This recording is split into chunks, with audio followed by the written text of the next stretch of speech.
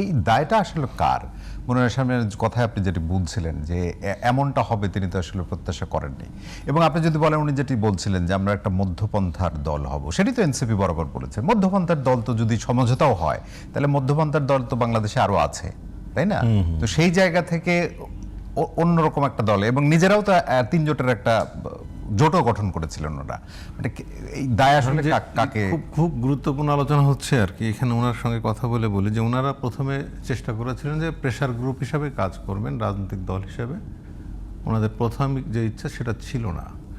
পরবর্তীতে বাস্তবতা বা বিভিন্ন জায়গায় যে ওনারা টের পেলেন যে ওনাদেরকে তৃতীয় একটা রাজনৈতিক ব্যবস্থা বা বন্দোবস্তের মধ্যে ওনারা যেতে চান, তৃতীয় শক্তি হিসাবে আবির্ভূত হতে চান, এবং সেই লক্ষ্যে কিন্তু এনসিপিটা গঠিত হয়েছিল এবং জনগণের ব্যাপক সমর্থন ছিল। এই সমর্থন ক্রমশ আস্তে আস্তে কমে অনেক কমে গেছে।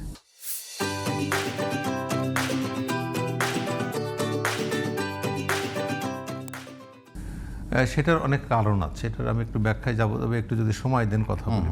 এটা ছোট করে ধরেন যদি 5 আগস্টের আগে নাহিদ ইসলাম একটা বাঁশি বাজাইতেন যে এখানে আজকে সমবেত হতে হবে, 4 আগস্ট বা 3 আগস্ট আমরা দেখেছি একটা SMS-এ কোটি মানুষ হাজির হয়ে গেছে, বিভিন্ন রাস্তায় নেমে গেছে। 5 আগস্টে কিন্তু নাহিদ ইসলামের SMS বা নাহিদ ইসলামদের বা বৈষম্যবিরোধী ছাত্র আন্দোলনরা যখন নেটওয়ার্ক পাচ্ছিল না, তখন SMS-এর মাধ্যমে সুসংগঠিত করেছে। আজকে যদি নাহিদ ইসলাম ডাক তাই 1.5 বছরের মাথায় এসে একটা SMS পাঠায়, তাহলে কি 1 লক্ষ লোক আবার হাজির হবে কিনা সেই সংশয় তৈরি হয়েছে।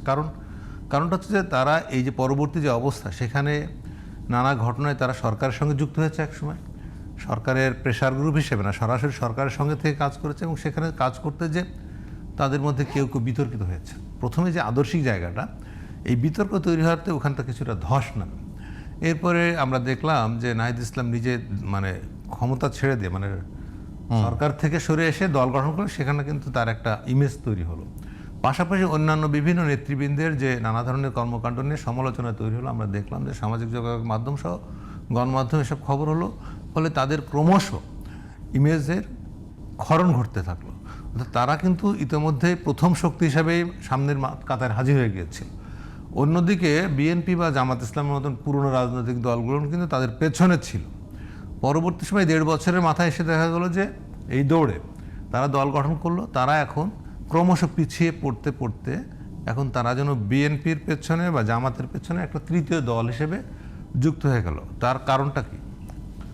আজকে যখন তারা জামাতের সঙ্গে জোট করতে যাচ্ছে, তখন তাদের আদর্শিক জায়গাটা নিয়ে প্রশ্ন, আমি যেটা প্রথমে শুরুতে বললাম।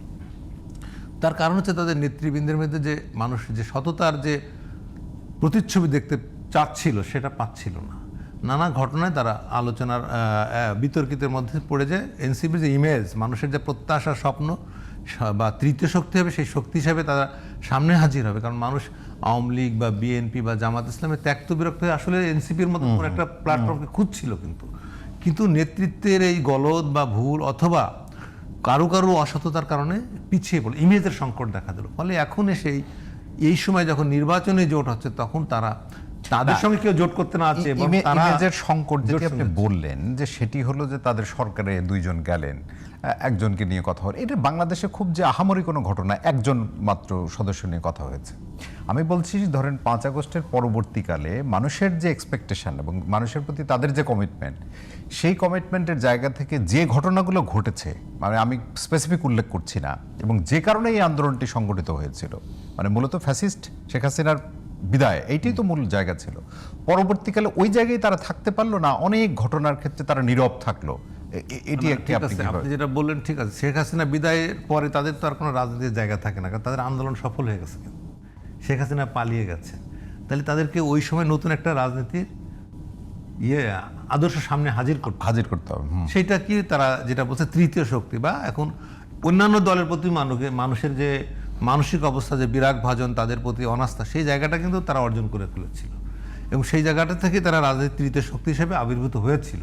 এই তৃতীয় শক্তি হিসেবে আবির্ভূত হয়ে যে দৌড়ে তারা কিন্তু সামনের দিকে যাইতে পারে না। ওই যে কয়েকজন মানুষের, বিচ্ছিন্ন কিছু মানুষের ইমেজ সংকট তৈরি হলো, আর্থিক লেনদেনে নানা কোশ্চেন আসলো, যে কারণে মানুষের যে তরুণদের মধ্যে আমি দেখেছি বাংলাদেশের মানুষ 16 বছরে রাজনীতি বিমুখ হয়ে উঠেছিল, কিন্তু বৈষম্য বিরোধী ছাত্র আন্দোলনের কারণেই ওই তরুণটা কিন্তু রাজনীতির ময়দানে চলে আসে বিভিন্ন জায়গায় থেকে। আমার আত্মীয় স্বজন ফোন দিয়েছে যে আমাকে ওরা দলে ডাকছে, আমার ছেলেকে ডাকছে, আমি তাদেরকে পাঠাবো কেন। আমি বলছি যাও, ছেলে রাজনীতি সচেতন হয়ে উঠুক না, অসুবিধা কি। কারণ আপনি দেখেন 60, 70 বা 80 সালে দশকের দিকে রাজনীতিতে যারা আসছিলেন সেই সব মেধাবী তরুণরা এরপরে আর রাজনীতিতে আসেনি। এই সময় এসে যখন 24-এর আন্দোলন হলো, তখন আমরা একঝাঁক তরুণ মেধাবী মানুষকে দেখলাম যে সামনে নেতৃত্ব দিতে আসছেন এবং জনগণের মধ্যে বিপুল প্রত্যাশার জন্ম হলো। সেই প্রত্যাশার জায়গাটা কিন্তু এনসিপি ধরে ফেলছিল এবং সেইভাবে এসেছিল। কিন্তু যে এখন যখন এই জোটের ব্যাপারটা আসলো, জামাতের সঙ্গে যখন জোট করেছে,